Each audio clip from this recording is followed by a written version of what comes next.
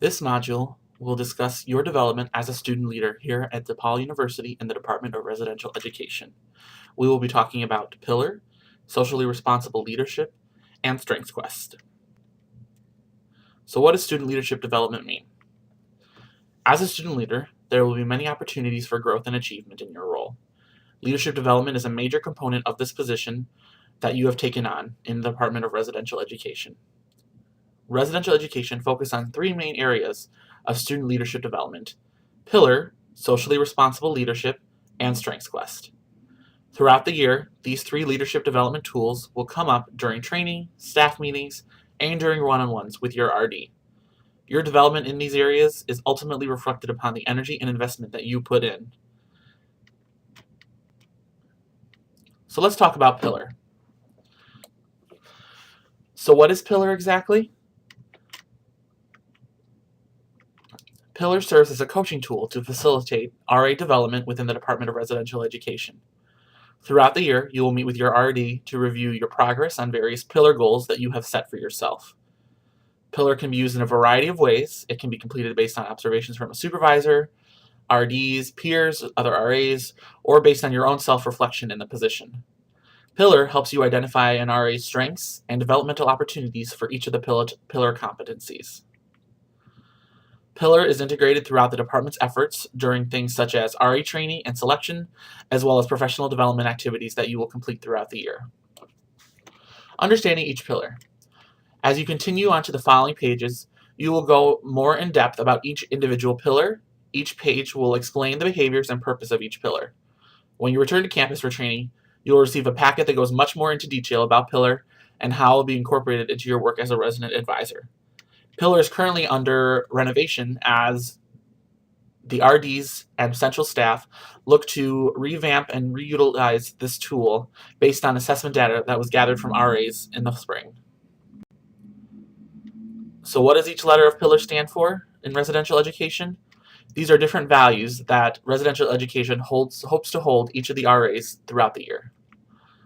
Professionalism, inclusion and diversity, learning and development, leadership, advising and mentoring, and readiness.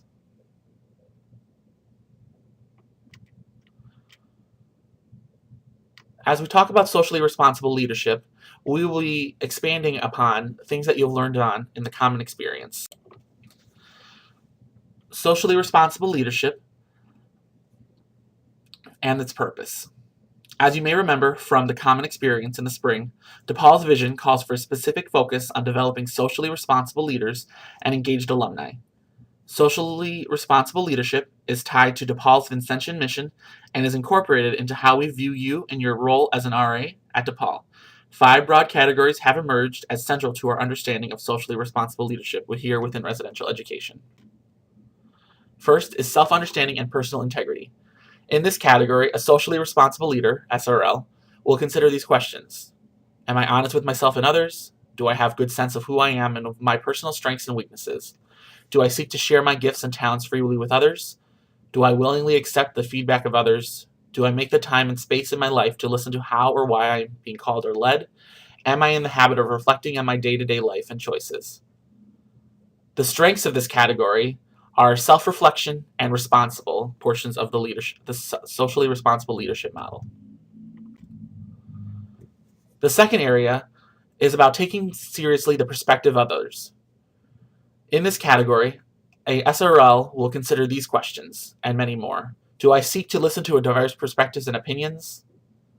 Do I remember those who are poor or marginalized in my choices, actions, and opinions? Do I interact with and communicate well with others, regardless of the situation and how I am feeling? The strengths of this category include caring and compassionate individuals. The third theme is contributing to a larger community. In this category, a socially responsible leader will consider these questions. Can I describe to others my sense of commitment to the broader human community and world? Do I consider the broader social and environmental implications of my decisions and actions? Have I come to a clear vision about what I believe to be a truly just society? The strengths of this category include systematically engaged individuals and individuals who are involved. The fourth category, knowledge and intellectual competence. In this category, a socially responsible leader will consider these questions. Do I have the ability and willingness to think critically about the situations I face? Do I have the habit of applying knowledge from my personal experiences and my studies to my particular life experiences and social situations? Do I understand and see the deeper roots of origins of my personal values? Some of the strengths associated with this category include critical thinking skills by the individual and being knowledgeable in multiple areas. The fifth and final category is striving for excellence. In this category, a socially responsible leader will consider these questions. Have I begun to make long-term commitments which I consider worthy of my attention over a lifetime or career? Do I strive consistently for self-improvement and higher standards? Do I exercise ethical decision-making and leadership? Am I a lifelong learner? The strengths of this category have people who are committed long-term to an organization and people who are open to change. Socially responsible leadership and your values. Start thinking about these 5 areas. How do your values come into play when thinking about socially responsible leadership? As you transition into this new leadership role, you'll be entering into a new community at DePaul. Some of your friends might not be making that transition with you. What value conflicts might arise among friends who may not understand the values and responsibility of your new leadership role? How will you balance some of those conflicts?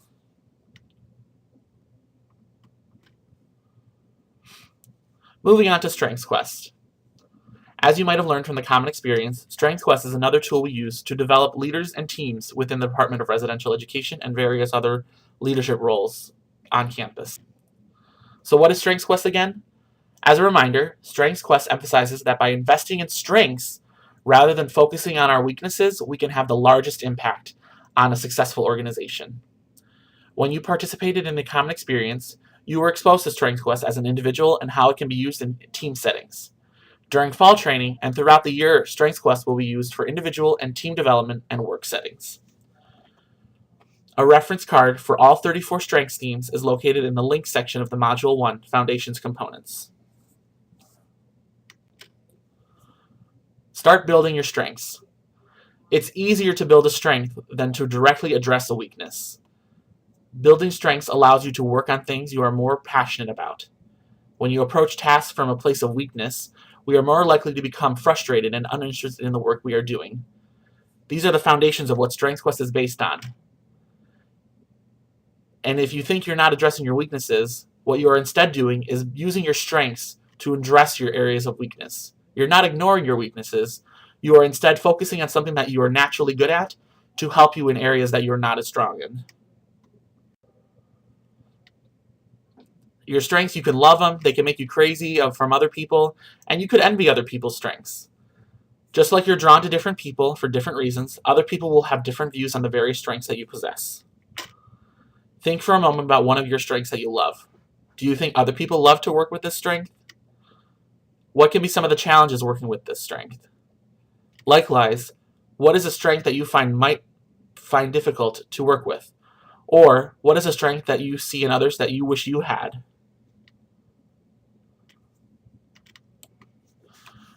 When working with strengths in a group setting, it's important to understand that each of the 34 themes falls under a different domain.